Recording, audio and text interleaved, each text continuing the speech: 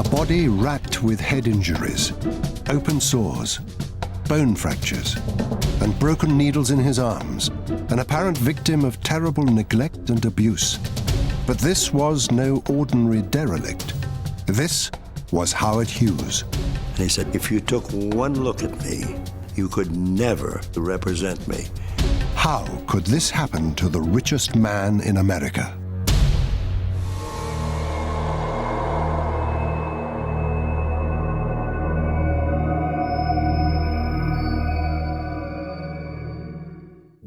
The 5th of April, 1976. Dr. Jack Titus of the Methodist Hospital in Houston, Texas, receives an unusual phone call. He's told that the body of a man named John T. Conover is being transferred from a Houston airport to the hospital's morgue. Utmost secrecy is required because Conover is an alias for Howard Hughes. The famous billionaire has died. For more than 50 years, Hughes had lived in the public spotlight. First as a dashing heir to a fortune, maverick filmmaker, and record-setting test pilot. Then as a brilliant engineer, reckless Hollywood playboy, and ruthless businessman. And finally, as a reclusive eccentric whose behavior was often described as bizarre, maybe bordering on insanity. Upon first seeing the body, Dr. Titus, the hospital's chief pathologist, found that Hughes was remarkably emaciated and dehydrated. It appeared that Hughes had died just before reaching the hospital. Initially, doctors told the media that it seemed to be an ordinary death of an extraordinary person, but that was far from the truth. At the autopsy, conducted to find out why Hughes died, doctors also found many clues about the billionaire's life, and what they discovered was shocking. Today, looking at the autopsy and his life through the lens of modern medical science and psychology, we can identify telltale injuries and behavioral patterns that reveal what really happened to Howard Hughes. At his death, he was 6'2" and weighed just 42 kilos. Numerous scars and bone fractures were detected throughout his body. He had a sore oozing through his head, a bone protruding through his shoulder, and 6 broken hypodermic needles in his arm. This X-ray, taken at the autopsy, shows at least 4 of the broken needles. Officially, chronic kidney failure was cited as the cause of death, but unofficially there were whispers that Howard Hughes had suffered from terrible neglect and years of massive drug use. The media reported sensational accounts of his last days, a bedridden eccentric recluse with long hair and overgrown fingernails exhibiting intense personal phobias and neurotic behavior. Throughout America, people wondered, how could such a wealthy, handsome, powerful person come to this horrible end? What happened to Howard Hughes? During his life, Howard Hughes was a man of extraordinary accomplishments and notorious eccentricities. As an aeronautical engineer, his innovative designs made him a pioneer in aviation history. And as a test pilot, he set several world speed and distance records, bringing him enormous fame. U.S. pilot Howard Hughes has just flown across America faster than any man has ever done it before, at an average speed of 332 miles per hour, breaking his own previous record. As a film producer, he was a rebellious maverick, spending wildly, always testing the boundaries of senses, demanding perfection, and giving the world Jean Harlow and Jane Russell.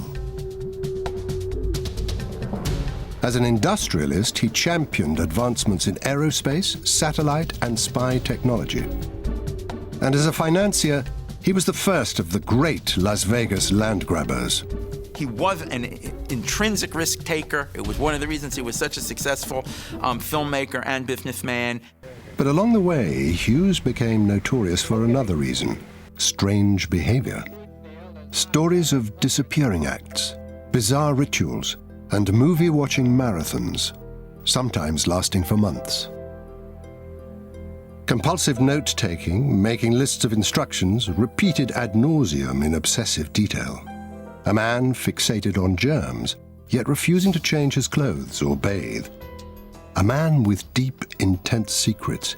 How did Howard Hughes get this way? The answer may lie in clues that date back to his childhood. His mother had so many fears, had so many anxieties, had so many concerns with dirt. From a very, very young age, she was actively inculcating in him the fear, the worry, the checking, the washing. Mom, by the way, was extremely germ-phobic, and which is something she would pass on to little Howard. Because of his mother's fears, Hughes had a sheltered, lonely childhood with few friends, and he grew up to be a shy, introverted adult who was uncomfortable in crowds. This was often misconstrued as arrogance, but money compensated for much of his socially awkward behavior. Howard Hughes was born heir to a huge family fortune. His father had invented a revolutionary oil well drill bit and used entrepreneurial savvy to market it around the world. The Hughes Tool Company was a huge cash cow, and it allowed Howard to do just about anything he wanted. This included his first aeroplane flight at age 15, a $5 thrill ride in a World War I era flying boat. It was to forever change Howard Hughes's life. Howard was mesmerized, he was hypnotized by it, and he felt completely at home in the skies. Howard Hughes was a man who always related better to machines than he did to people. He would go on to do some great things as an inventor, an aviator, but his relationships with people would be far less successful. Hughes' social awkwardness may be attributed in part to a sheltered childhood that ended abruptly when both his parents died within 2 years. At 18, he was an orphan. Opportunistically, he legally declared himself an adult and seized full control of the Hughes Tool Company and the entire family fortune. But Hughes didn't want to be a drill bit salesman in Houston. He wanted to fly airplanes and make movies in Hollywood. It was a strange dichotomy for the shy Howard Hughes. He had the money and the audacity to pursue fame and power in the public arena, but once he achieved it, he became a victim and prisoner of his own success and neurosis. At the autopsy in April 1976, doctors found numerous scars and bone fractures throughout the body of Howard Hughes. Each is a clue to understanding his bizarre behavior. Clearly visible was evidence that he'd cracked his skull at least 3 times. The first serious accident happened almost 50 years earlier in 1928, during the filming of his most famous movie, Hell's Angels. The movie was the most expensive production in Hollywood's short history. It introduced Jean Harlow to the world, and it was personally written and directed by Howard Hughes. He wanted complete control of the film. This included doing some of the risky stunt flying himself against everyone's advice. He had all kinds of pilots working for him, and one was supposed to make a real radical maneuver near the ground, and he wouldn't do it. Then this pilot was a veteran of World War I, and he said, "Mr. Hughes, this plane just will not do that." Howard said, "I'll do it myself," and climbed in the cockpit.